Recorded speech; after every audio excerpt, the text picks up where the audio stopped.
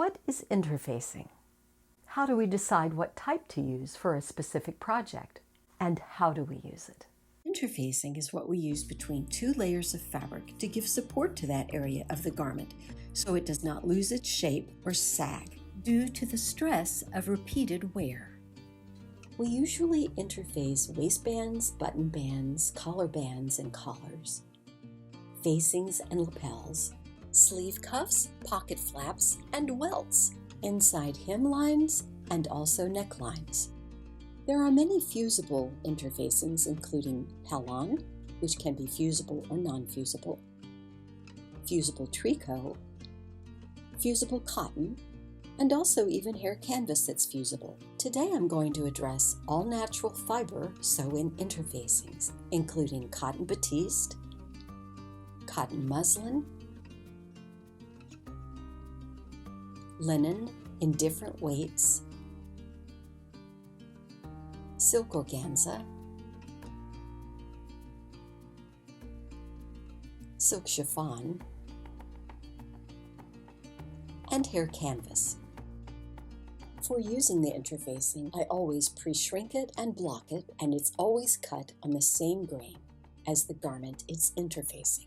The way to determine the interfacing that you would like to use is to take your fashion fabric, put interfacing underneath it, and see how it feels. Do you want it to be heavier? Do you want it to be stiff? Do you want it to be soft? For most lightweight garments that I make, usually blouses, I use Cotton Batiste. It was used in this blouse, in the lapels and collar.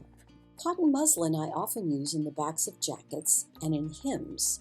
Because linen comes in different weights, I use linen interfacings just as I would different cotton interfacings, depending on the weight of the fabric and how I want it to respond.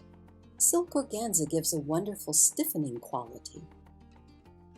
This is English cotton. I used silk organza in the buttonhole and button placket to give some body to it, and I also used it to face the yoke. Silk chiffon can be used when you want a garment to remain soft and fluid. This is a very lightweight Italian linen, and I used silk chiffon so that the collar and lapel would remain soft. It also was white, and I dyed it with the spice turmeric. For fabrics that are difficult to cut on grain, such as organza and chiffon, lay a piece of tissue paper down. Draw a right angle,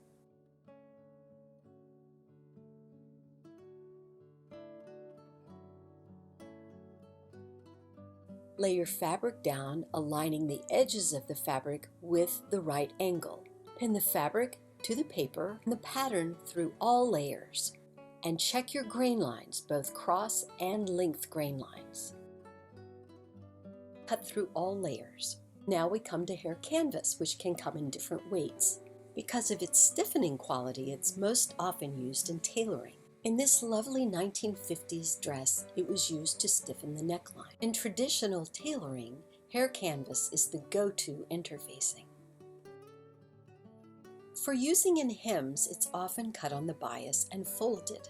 This collar band and collar were interfaced with Cotton Batiste. The upper collar and outer band were the interfaced pieces. This helps conceal the seam allowance when the garment is pressed. Cut the interfacing the same size as the outer or upper collar. Press with steam the two pieces together with the interfacing on the wrong side of the fashion fabric. This helps fuse the fibers together. Pin together, then baste the two layers to stabilize them.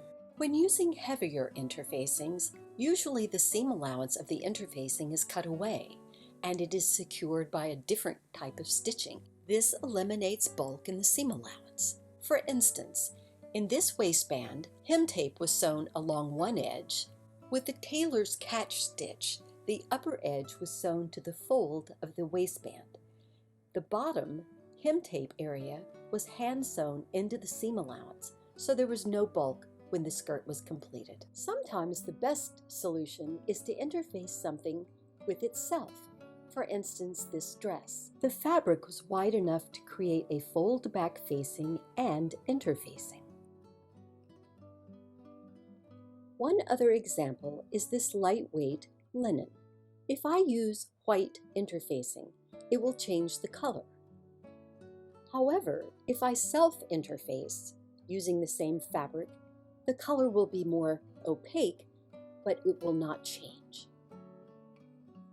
In sewing your projects, if you use sew-in interfacings that I haven't mentioned, I would love to know what they are. I hope this tutorial has been of great help to you.